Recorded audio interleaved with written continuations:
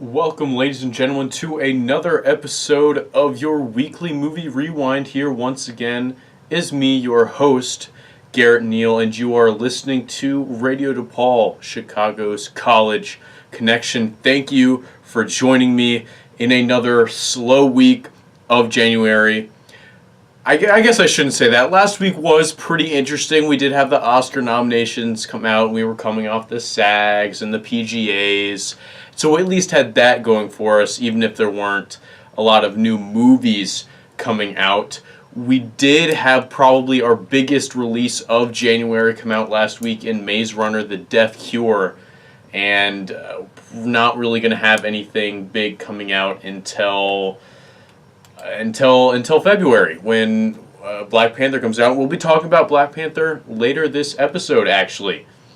But until we get to that, which will be in our news section, we're going to start, as always, with a quick rundown of the box office numbers over the weekend. Maze Runner finally was the movie to dethrone Jumanji, which had been atop the box office for 3 straight weeks. Jumanji now fell to 2. Maze Runner raked in $24.2 million over the weekend in 3,800 theaters. In its opening weekend, it's the lowest, no surprise, opening weekend of the 3 Maze Runner movies, coming in $7 million behind Scorch Trials and $9 million behind the first one, and which was just Maze Runner. And so obviously just a $2 million difference about between the first two, and I think a big difference between the bigger drop in this one is that it did have that delay, which is almost a year delay, because of the injury to lead actor Dylan O'Brien. And aside from that, I mean, it's pretty much, I think these films are just appealing to that main core audience, and I think this is going to have a huge drop next weekend, because I think just about anyone who was really interested in this series was probably going to go see it over the opening weekend, and I don't think it's the kind of movie that is good enough to really hold a lot of rewatchability.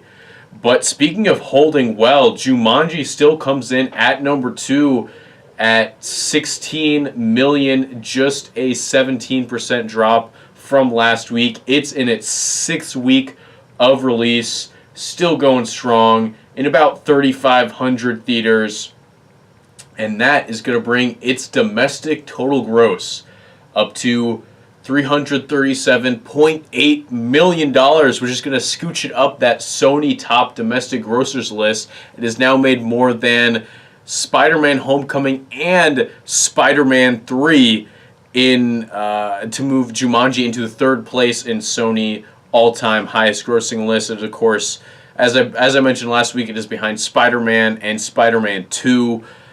Spider-Man is at $403 million. Spider-Man 2 is at $373 million. So, I mean, if we're looking at about $15 million next week, probably a little less for Jumanji. I don't know. It's going to be hard to predict next week, because Sunday is Super Bowl Sunday, so that's will be some depressed numbers then. But I don't know. Jumanji would have to stay in theaters a long time and still be making around $10 million. I mean, 4 more weeks at like $10 million or more, probably not going to happen. So I don't think it's going to. Oh well, no, it would need like 6 to get to number 1, which that's certainly not happening.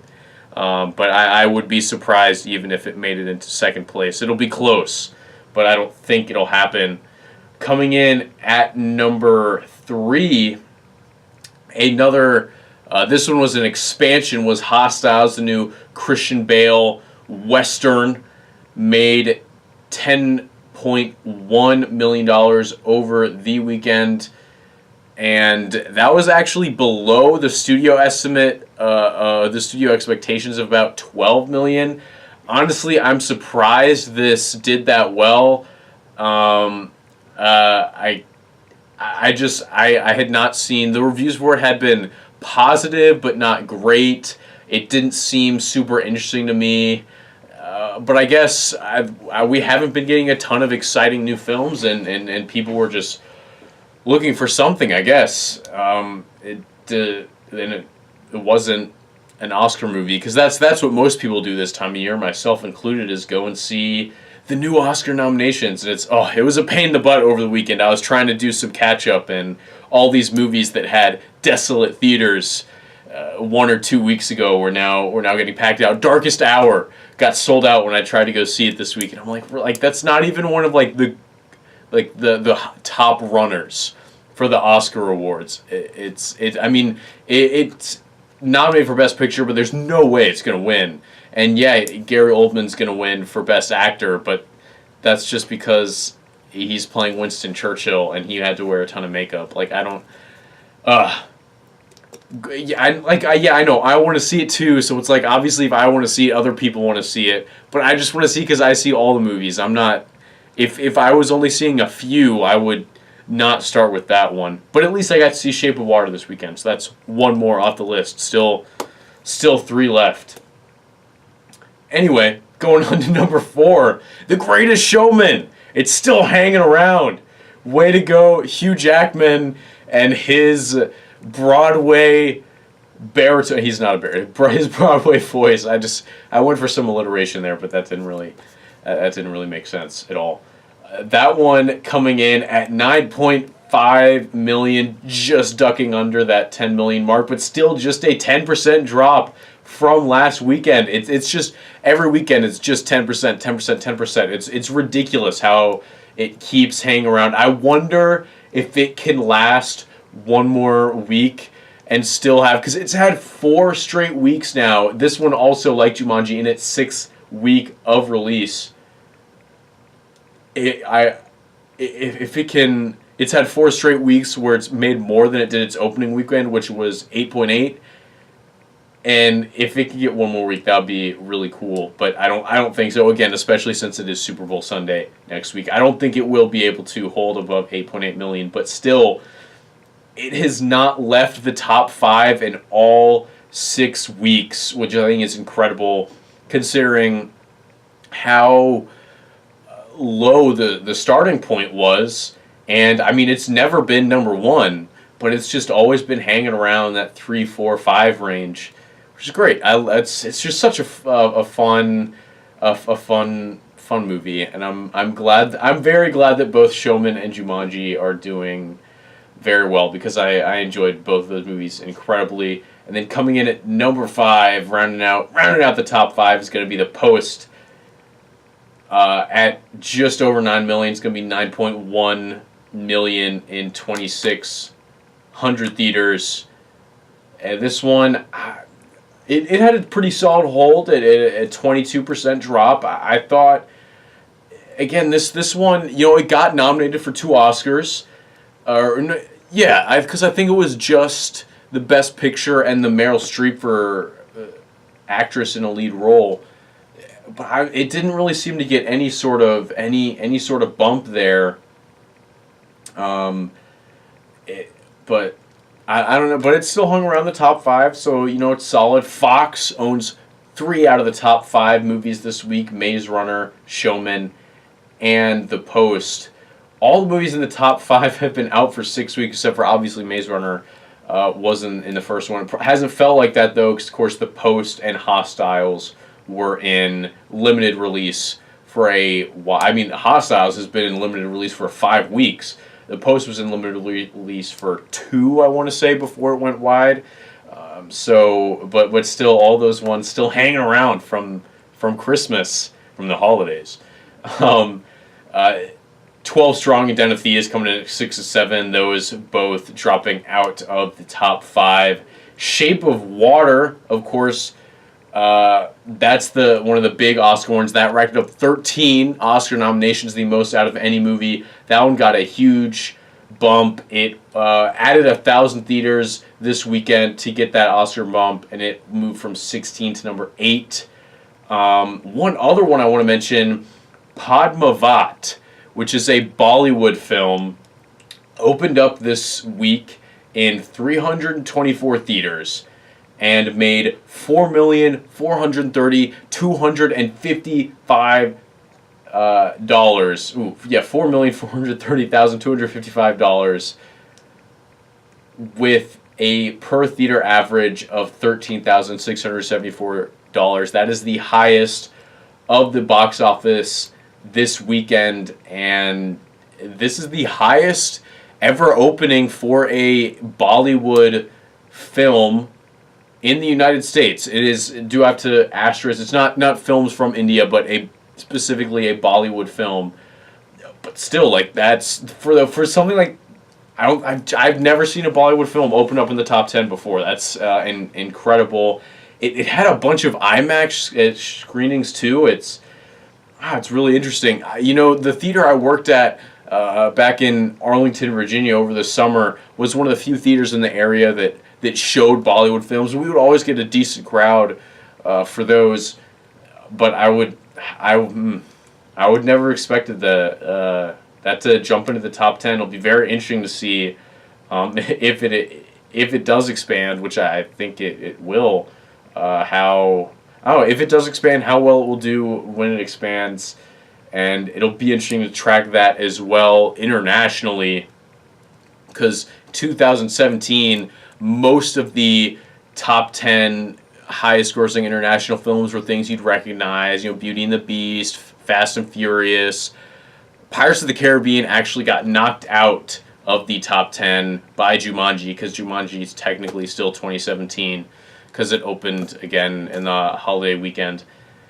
But there was Wolf Warrior 2, which was this Chinese action sequel that was like number 5 or something, highest grossing internationally, but it didn't come here at all. And so it'll be interesting to see if Padmavat might be one of those international powerhouses that hangs around in the top 10 there.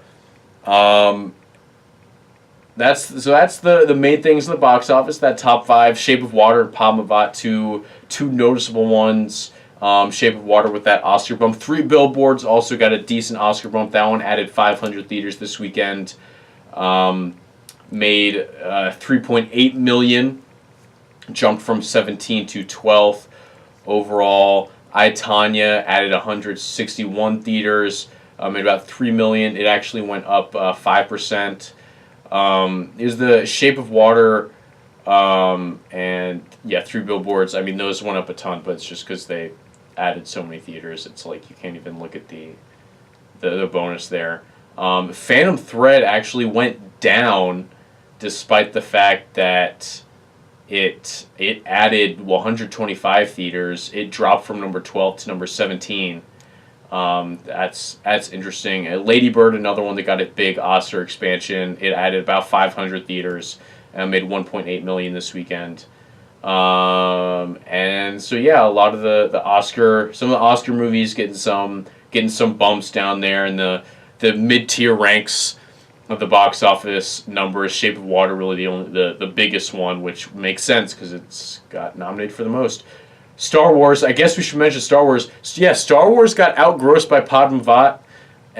Star Wars brought in about $4.2 million, as that one continues to drop. It is outside of the top 10 now, and shall continue to go down. And that's one of the other interesting things to look at is that one's just 1 week, has been just out for one more week than both Jumanji and Greatest Showman, and those two have just hung around. Meanwhile, Last Jedi just keeps dropping, and I'm hoping Disney will. I hope that the lesson they'll take away from this is not that we should take less risks, because they took a lot of risks in that movie, and so I'm like, that's good, take more risks, but just maybe let people breathe a little bit more in between Star Wars films. The reason there's so much hype around Star Wars is because we had 10 years in between trilogies, and even in between the movies and the trilogies, it was 3, 4, 5 years. We don't need one every single year or every other year if we're waiting for just the episodes. And it's going to be very interesting to see how well the solo film does because we haven't even seen anything for that. That comes out in May. We haven't seen anything about that, and if we don't see a trailer for it at the Super Bowl this weekend, I will be extremely worried, even more worried than I already am. But if that doesn't make boatloads of money, then I'm just saying, give us some time to breathe. The risk lesson is not the lesson to take away from here, Disney, because I know those Disney higher ups are listening. But all right, I'm done talking about the box office and all that stuff. I got off on a few tangents there, but I hope they were at least interesting for you to listen to. I thought they were interesting to talk about, and we're going to take a quick break now that we're done with segment number 1. And we're going to come back. This is going to be a shorter episode. Definitely not going to go the full hour this week. Going to come back with some news, some Movie Pass AMC drama, as well as some new trailers we got this week, a couple of notable castings, and then we'll finish out with the one new release that we're getting this week. And I don't have a top 5 or anything because I just didn't really care about the new release that we're getting. And sorry if anyone's excited for that, Winchester. And so I didn't even know what to do because I just didn't have any interest in it. I'm sure I'll find something to rant about and make the show go much longer than it should. But be sure to stick around for those news topics and for a breakdown of Winchester. When we get back from the break, I'm Garret Neal. You're listening to your weekly movie rewind, and you're on Radio DePaul, Chicago's College Connection.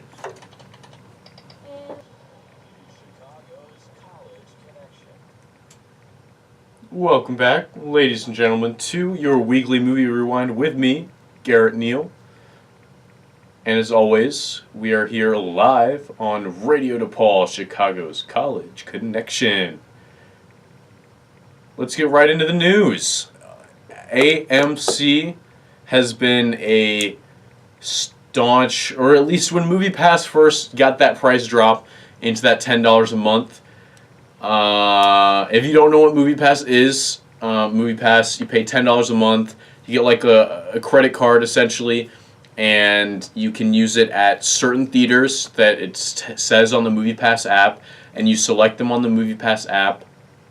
You select what movie you want to see, what time, and you get pretty much the price of a ticket put on your MoviePass credit card, and then you can go to the theater, swipe it, and use that to pay for your ticket. And you can do that once a day. You get essentially one free movie a day. But the one catch is, if really we can call it that, is that you can only do same-day tickets, and you have to be within 100 yards of the theater to get the ticket. So when things are busy, like this weekend when I was trying to go see The Darkest Hour, I got there. One of the things I could have done would have been to go there earlier in the day and then get a ticket and then come back. I would have had my seat, but I didn't because I was lazy, so I tried to go just like 10-15 minutes before the movie, and it was sold out.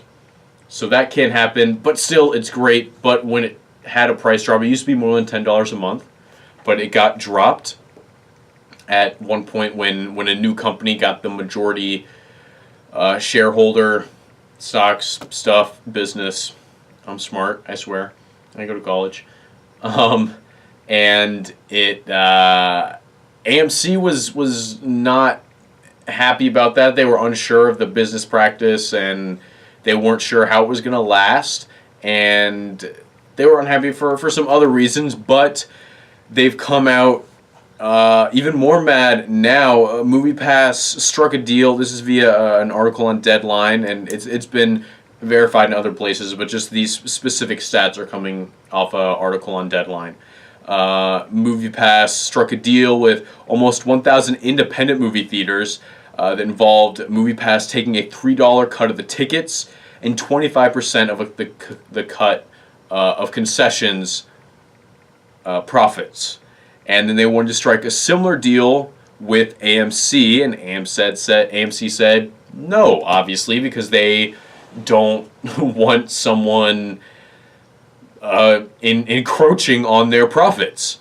And so MoviePass then cut ties with 10 of the biggest, most highly trafficked AMC theaters that they had on the MoviePass app. And MoviePass says the MoviePass CEO said that they make up 62% of AMC's operating income.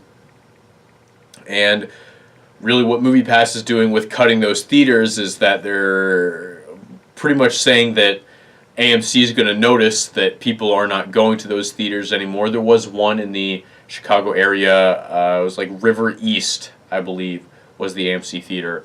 And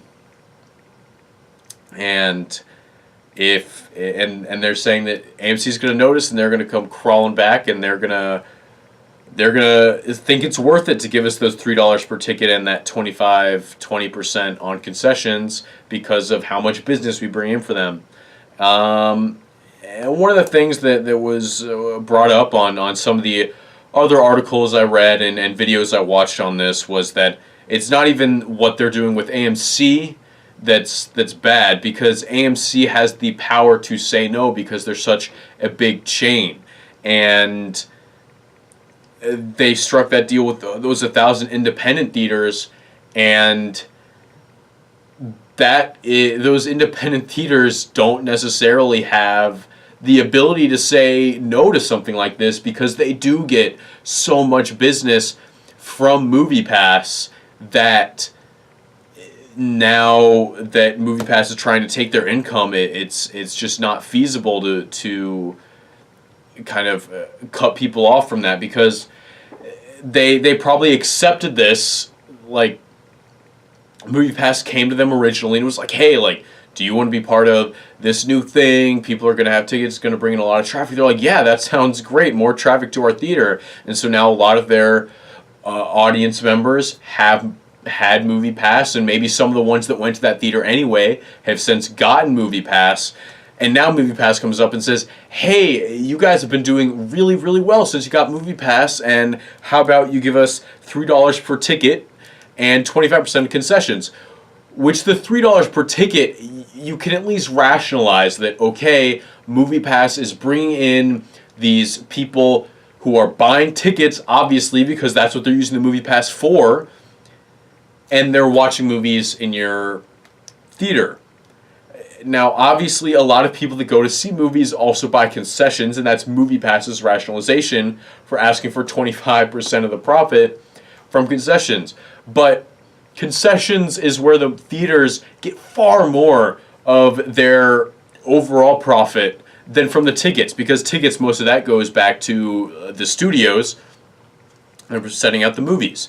And concessions is really where they make their money. That's why they try and upsell you so much there, and that's why some of the prices are a little high. And but not everybody does who gets tickets gets concessions, and there's no way to know, how many people who have a MoviePass are getting food in the concession stands. I know I never buy any food at the concessions when I go to the movies, and I am a MoviePass owner.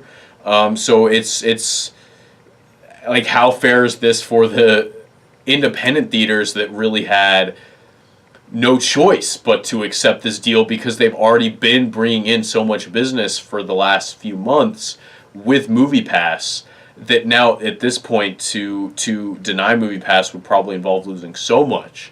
And it's you can argue whether it's fair for MoviePass to kind of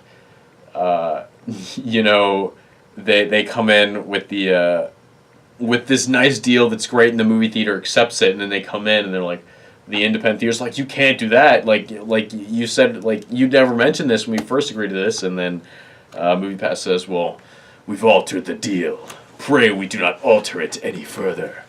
I can't do a Darth Vader voice, so that was just kind of random evil person. And yeah, as far as AMC goes, it'll be interesting to certainly see how much losing MoviePass in these 10 theaters affects them. And then we'll certainly see a response as to whether they just completely ignore MoviePass, or if they decide that they want to bring MoviePass back, and that will give MoviePass a lot of bargaining power. Moving right along, that's kind of the big news. Not anything else huge this week that I really wanted to talk about, but some smaller things. Tom Hanks was brought in to play Mr. Rogers of Mr. Rogers' Neighborhood in a new biopic about the actor, and be cool to see Tom Hanks, some Bill Cosby sweaters, and some Sweet Penny loafers. I like, obviously, like, Tom Hanks matches it in like the friendliness and the just ease of Mr. Rogers, and obviously Tom Hanks is like Hollywood's nice guy, and I can see that. But as far as how he looks and how Tom Hanks acts, I don't know if it is like the best possible person that they could have possibly picked, but I'm sure Tom Hanks will make it work fine because he's Tom Hanks. That being said, I'm not generally a huge fan of biopics. They can be very hit or miss. Moving on, Black Panther had its premiere last night, and the Twitter embargo was ended, and so people have been releasing their thoughts on the films. I'm not going to go through any of them because I don't like the initial like hype around this stuff, because the first people to get to see it are always people who are pretty much going to say it's great no matter what, and I find that the initial reception of stuff before like the review embargo, because the review embargo hasn't been released, so people can't really go into details yet, and I find that until the review embargo has been released and like a really good chunk of people have seen it, that reviews tend to be arbitrarily high, especially for a movie like Black Panther, which of course is a Marvel movie, and that has a built-in fan base, and it also represents a lot of other stuff as well. And not that I'm not hoping it's good. I really hope it is good. I have my tickets already, and I'm excited to go see it, but I just don't want to buy into any of that early hype. It's not even like spoiler stuff, because as I said, they can't really talk about it too much. And I don't really care about seeing trailers and things, but I don't want that to like influence my expectations and get too overhyped for the movie going into it and then just end up hating it for no reason. But in other Marvel movie news, the Ant-Man and Wasp trailer was released earlier today. I thought it looked very interesting. I thought the actress that played Wasp, who I cannot think of the name for right now, but I'm going to try to pull it up really quickly. I'm going to be smooth about it and just keep talking about everything else. I thought she looked really good. Like the first couple of, like the first 30, 45 seconds of the trailer, I wasn't Evangeline Lilly. She plays Wasp, I believe. Yes. She seemed great in the short portions of the trailer she was in. And there were, like, in the beginning of the trailer, I thought it looked, like, too serious, which is, I've been begging for Marvel movies to get more serious, especially, like, the last few where they've, like, interrupted moments of seriousness and emotion with random jokes that just set off everything and disrupt the flow of the emotions. And Infinity War better be a serious movie. But Ant-Man is definitely, especially when you've got Paul Rudd in there, and it's not a serious thing. And just like the concept of Ant-Man is kind of ridiculous. It is very ridiculous. Even more ridiculous than all the other superhero ones. Like, obviously they're all ridiculous, but especially this. And that was kind of like what the first one banked on, was just a lot of jokes. Even though this is one of the smaller, probably the smallest of the Marvel hero films. I don't know. But then once it felt kind of too serious. But then once they got into it, there was a giant Pez dispenser. They like shrunk down a house to the size of a suitcase, and then there was some other stuff that I was like, okay, like they're still in the right direction. So I think it should be. I think it's probably going to be around the lines of the first one. It's funny. It's enjoyable. You can watch it every once in a while, but it's not like you'll probably forget most of it a couple days after. It's not. I don't think it's going to stick around, but it'll be enjoyable to watch it while you're there. That's my take. So obviously that's going to be 100% correct, because it's just I've seen a minute and 40 seconds of it. And one more trailer thing. Unsane, which is a new Steven Soderbergh film, released its trailer earlier this week. And it's the movie is shot entirely on iPhone. So it's pretty much a giant ad. It's, there's that. No, excuse me. But it looks relatively interesting. I mean, I'm not a huge horror kind of fan, but it's one of those things where this person is stalked, and then she moves, and then the stalker's still there, and it's not sure whether it's like it's in her head, is it not? Is she insane? Is she not? And it looks like it could be interesting. I did not like Steven Soderbergh's last film, which was Logan Lucky. But it'll be interesting. This one comes out March 23rd. So yeah, it's one you just might want to check that out. Last thing that we're gonna get into today. Wow, I'm surprised this has gone on this long. I've spent so much time just kind of rambling on this one. The one wide release we are getting this week is Winchester, which is oh my gosh, on IMDb they listed his biography. That's ridiculous. It's a horror film that is one of those. Yeah, it's based on a true story, guys. This is gonna happen to you. It's like, watch out, it's coming for you. Ooh. It's blah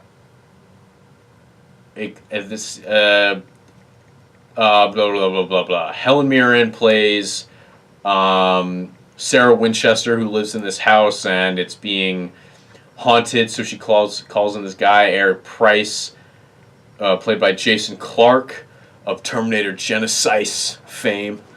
And he comes in to kind of help dispel the ghosts, and like the whole thing was that the ghosts are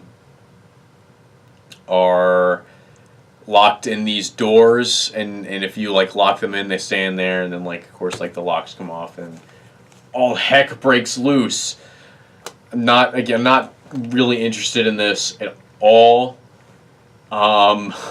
Cause horror films aren't really my thing, and I don't think this looks like it'll be a particularly good one. A great sign, it has not been released to critics at all, so that means it's going to be phenomenal. Yeah, that's not looking forward to that, and especially since I'm still got my last 3 freaking Oscar movies that I need to check out first. And I really hope I can finish it up this week and this weekend, because we're actually...